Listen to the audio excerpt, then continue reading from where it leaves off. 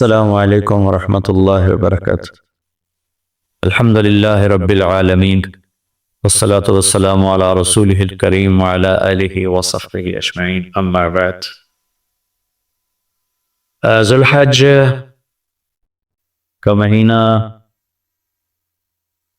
ہمارے مبارک مہینوں میں سے ایک مہینہ ہے جس میں اللہ تعالیٰ نے حج اور قربانی یہ دو بڑے عمل اس میں جمع فرمائے ہیں۔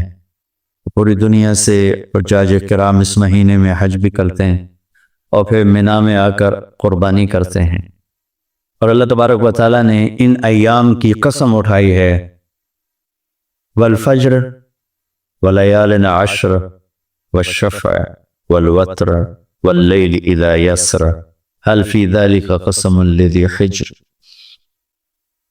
اور کسی دن کی قسم اللہ نے ایسے نہیں اٹھائی، خاص کر اللہ کو عید کے دن کی قسم اٹھائے یا جمعے کی قسم اٹھائے یا لیلۃ القدر کی قسم اٹھائے، انا انزلناہ فی لیلۃ القدر وما ادراک ما لیلۃ القدر، یہ فرمائی خبر دی۔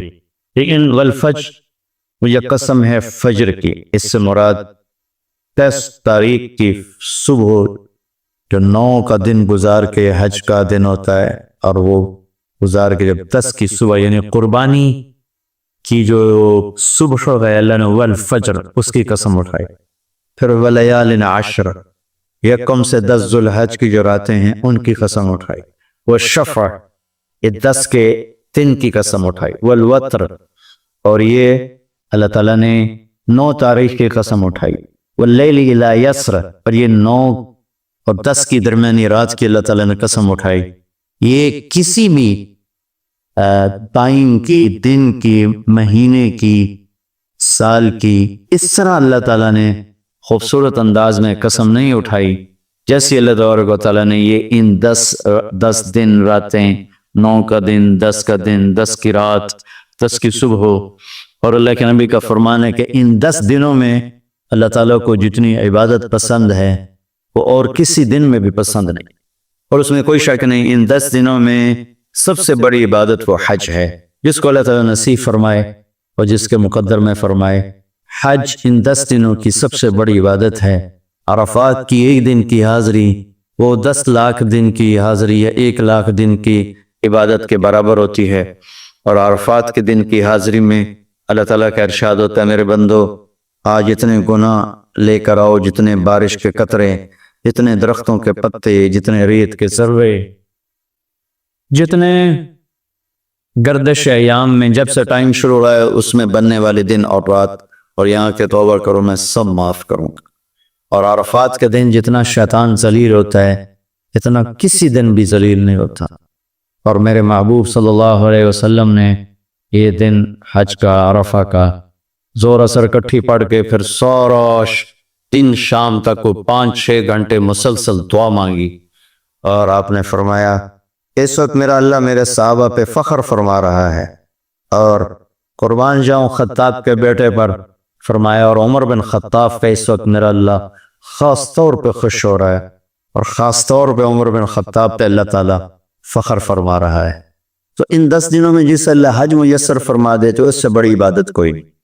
حج میسر نہیں ہے تو پھر ان 10 دنوں میں نومی کا روزہ رکھنا، ان 10 دنوں میں روزے رکھنا، اس میں نوافل کی کثرت، صدقے کی کثرت، پھر قربانی، یہ سارے اعمال ان 10 دنوں میں انتہائی محبوب ہیں، جنہیں اللہ سعادت دے دے حج کی، بار بار جائیں۔ تابعوا بین الحج والعمرہ، حج عمرہ آگے پیچھے کرو، آگے پیچھے کرو۔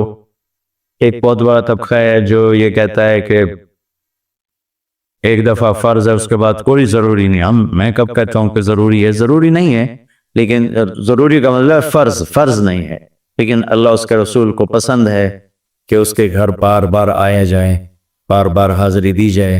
اللہ کے نبی کو تو آخر عمر میں جا کے موقع ملا، اس کے بعد آپ دنیا سے تشریف لے گئے۔ اگر آپ اس کے بعد زندہ رہتے تو یقیناً آپ ضرور حج کرتے، چونکہ آپ نے جتنے سال مکہ میں گزارے آپ نے ہر سال حج، نبوت کے اعلان سے پہلے بھی اور نبوت کے اعلان کے بعد بھی آپ نے مسلسل حج کی، اور 4 عمرے آپ نے فرمائے زندگی میں، 4 عمر، ایک عمرہ مدینہ سے خاص طور پر تشریف لائے جس کو ہم صلح حدیبیہ کہتے ہیں، وہ ہو نہیں سکا، لیکن آپ نے وہیں عمرے کا کام پورا کیا، سر موڑائے، احرام کھولے، پھر اگلے سال آپ اس کی قضاء کے لیے تشریف لائے، پھر ایک عمرہ آپ نے فتح مکہ کے بعد جارانہ سے احرام باندھ کے تشریف لائے اور عمرہ کیا، اور ایک عمرہ آپ نے اپنے حج کے ساتھ کیا۔ صدیقی دور میں پہلا سال جنگوں میں گزر گیا، دوسرے سال صدیق اکبر اپنے پورے ساتھیوں کے ساتھ حج کے تشریف لائے۔ فاروقی دور میں عمر بن خطاب رضی اللہ تعالیٰ 10 سال حکومت کی، 10 سال حج کیا، ہر سال حج پہ تشریف لائے۔ عثمان رضی اللہ تعالیٰ عنہ نے اپنی خلافت کے دور میں جب تک امن رہا ہر سال حج کرتے رہے، جب فساد شروع ہوا تو آپ روکے، اس میں شہید ہو گئے۔ علی رضی اللہ تعالیٰ عنہ کو موقع ہی نہیں ملا، جنگوں میں زندگی گزر گئی، اور اسی میں آپ اللہ پاک کی بارگاہ میں پہنچ گئے۔ تو لیکن باقی 3 ساتھیوں کی خلافت کے دور میں آپ نے بکثرت حج اور عمرے کیے۔ تو دین کے کسی عمل کو یوں کہہ کر ہلکا نہیں بنانا چاہیے کہ اس کی کیا ضرورت ہے، اتنا پیسہ خرچ کرتے ہیں، اس کی کیا ضرورت ہے، کسی غریب کو دے دیا جائے۔ یہ اس طرح تخول نہیں کرنا چاہیے کہ اللہ کے گھر کی حاضری کو اتنا ہلکا نہیں سمجھنا چاہیے۔ میرا اللہ بلائے تو بار بار جانا چاہیے، اور جس کو اللہ توفیق دے عمرے پہ جائے، حج پہ جائے۔ ہاں، غریبوں پر بھی خرچ کرے، اپنے رشتہ داروں پر خرچ کرے، ضرورت مندوں پر خرچ کرے، لیکن اللہ کے فضل سے امید ہے جو اس طرح اللہ کے گھر جانے پر خرچ کرتے ہیں تو اپنے اللہ کے گھر کے فضل سے غریبوں پر بھی خرچ کرتے ہیں۔ اس کو آپس میں یوں اس کا مقابلہ نہیں کرنا چاہیے، چیز اللہ کو پسند نہیں ہے۔ شہنشاہ کے، دنیا کے سب سے بڑے بادشاہ کے دربار میں حاضری کو ہم اتنا ہلکا نہ سمجھیں، بہت بڑی سعادت ہے۔ حضرت امام حسن کی سنا دیتا ہوں۔ امام حسن رضی اللہ تعالی عنہ نے 20 حج پیدل کیے، مدینہ سے پیدل تشریف لاتے تھے اور حج فرماتے تھے۔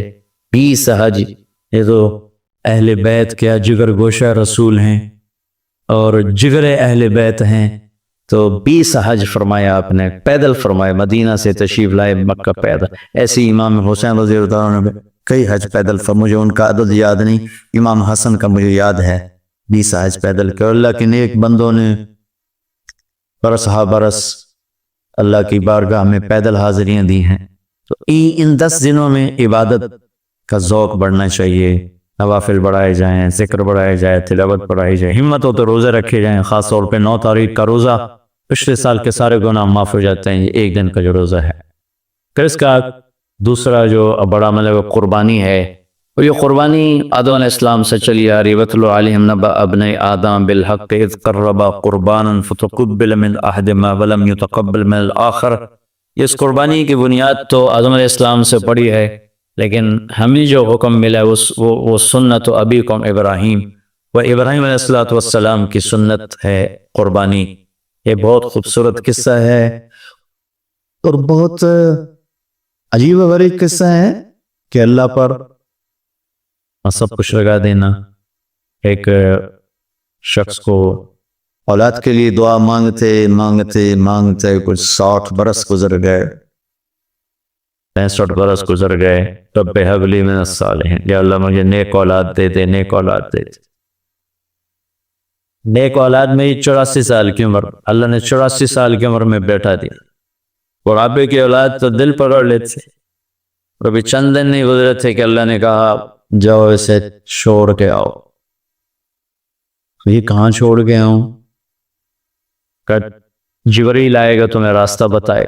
تو جبریل انسانی شکل میں آئے، وہ براق کی طرح نہیں یہ سفر ہوا کہ ایک دم میں پہنچا دیا، بلکہ جبریل انسانی شکل میں آئے، اونٹنی پر سوار ہو کر ابراہیم علیہ السلام، دوسری اونٹنی پر بچہ اور بیگم، اور ان کو فلسطین سے چلایا، اور چلاتے چلاتے چلاتے چلاتے جب مکے کے کالے پہاڑ آ گئے جہاں کچھ بھی نہیں ہے، نہ پانی نہ سایہ، پھر یہاں چھوڑ دو۔ بیت اللہ ٹیلا تھا اس وقت، یہاں چھوڑ دو۔ تو ابراہیم علیہ السلام جو آگ میں ڈلتے ہوئے نہیں گھبرائے، یہ بات سنے تو گھبرا کر کہنے لگے یہاں کیسے چھوڑ دوں، یہاں تو کچھ بھی نہیں ہے۔ تو جبریل نے کہا جی آپ کے اللہ کی منشا ہے کہ اس بچے کو یہیں چھوڑ دیا جائے۔ تو نے وہیں چھوڑا اور واپس چل دیا۔ حضرت حاجرہ حیران پریشان ہو گئے، یہ کہاں چھوڑ کے جا رہے ہو، کیوں چھوڑ کے جا رہے ہو، جواب نہیں دے رہے۔ 3 میل ان کے ساتھ چلتے نہیں، وہ جواب ہی نہیں دے رہے۔ 3 میل کے بعد ان کو یاد آئی یہ تو اللہ کے نبی ہیں. اللہ امرک، ابراہیم کا یہ اللہ کا حکم ہے. کہاں اللہ کا حکم؟ اذل لن یضیعن اللہ، جاؤ پھر اللہ مجھے ضائع نہیں کرے. اس طرح بنیاد رکھی، بچے کو ایسے جنگل میں چھوڑا. جب وہ بڑے ہو گئے تب حکم آیا جاؤ ذبح کرو. تو اب آپ کی عمر ہو چکی ہے کوئی 92 سال یا 94 سال، 90 پلس ہے، 100%. فلسطین سے چلے مکہ جا رہے ہیں. کیا کرنے جا رہے ہیں؟ بچہ ذبح کرنے جا رہے ہیں. کوئی مرغی اور بکرا ذبح کرنے نہیں جا رہے. تو ان کو تیار کرا کے مینا کی وادی میں لا کر کہ بیٹا اللہ کا حکم ہے تمہیں ذبح کر. تو بیٹے نے کہا یا ابت افعل، تو آپ کر دیں جو کرنا ہے. ابراہیم علیہ السلام کہنے کو یہ خبر ابھی میں کیا کہہ رہا ہوں؟ کہا جی مجھے پتہ ہے، آپ کہہ رہے ہیں مجھے ذبح ہونا ہے تو آپ کے بدلے میں مجھے اللہ ملے گا، وہ آپ سے بہتر ہے، اور دنیا کے بدلے میں جنت ملے گی، وہ دنیا سے بہتر ہے. پھر معصوم بچے نے کہا ابا میرے ہاتھ باندھنا، مجھے الٹا لٹانا. اور پھر فرمایا کہ مجھے اپنا کرتا اتارا اور کہا کہ یہ میری اماں کو دے دینا، میری نشانی رہے گا، اور آپ اپنے کرتے میں مجھے کفن دے کے ادھر دفن کر دینا.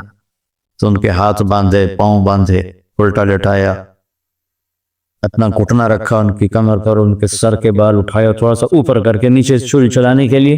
ایک آدمی بال دے، ایک آدمی چھری. تو یوں آسمان کو دیکھا کہ اللہ تو مجھ سے ناراض ہو گیا ہے کہ اسماعیل کی محبت نے میرے دل میں جگہ پکڑ لی ہے.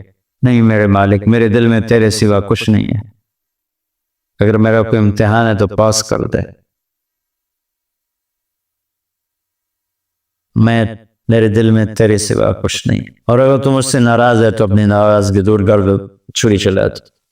تو میرے مالک نے اسماعیل کو نکال کر چھترے کو ڈال دیا، چھترا.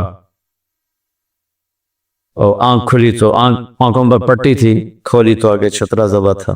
نبی پاک صلی اللہ تعالی علیہ وسلم قربانی کے موقع پر 2 چھترے، بکرا نہیں، بھیڑ نہیں، گائے نہیں، بھینس نہیں، 2 چھترے ذبح فرماتے تھے قربانی کے، ایک اپنی طرف سے، ایک امت کی طرف سے. حج کے موقع پر آپ نے 63 اونٹ ذبح کیے. 63 اونٹ، جو ایک اونٹ میں 7 آدمی ہوتے ہیں. ایک اونٹ میں 7 آدمی ہوتے. تو